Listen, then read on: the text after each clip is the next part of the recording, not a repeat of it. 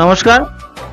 পরিস্থিতি যেমনই আসুক না কেন, সেই পরিস্থিতিতে সেই পরিবেশের মধ্যে তারা মানিয়ে গুছিয়ে নিতে পারবে, এমন দুটি রাশির কথা আজকে বলছি।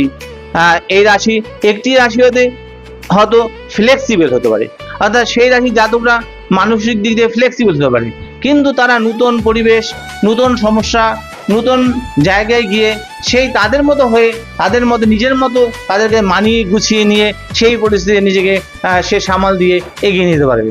তাদের সাথে মনোমালিন্য কিন্তু তাদের মধ্যে হবে না। আবার দেখা যাচ্ছে একটি রাশি, তারা আছে বায়ু রাশি। সেই রাশি মানুষরা তারা কি হবে, তারাও মানিয়ে গুছিয়ে বুদ্ধি, টেকনিক, কৌশলের মাধ্যমে দিয়ে যে পরিস্থিতি আসুন সেই পরিস্থিতি সেই আকার ধারণ করে তারা সেখানে নিজের মানিয়ে গুছিয়ে নিতে পারবে।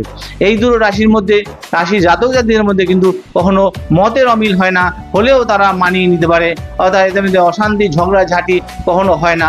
এই রাশি দুটো কি জানেন? এই দুটো রাশি হচ্ছে, একটি রাশি হচ্ছে মীন রাশি, আর একটি রাশি হচ্ছে মিথুন রাশি। যদি আপনাদের এই রাশির মানুষদের সাথে কারোর বন্ধুত্ব থাকে, পরিচিতি থাকে, তাদের মিলিয়ে দেখবেন। নমস্কার।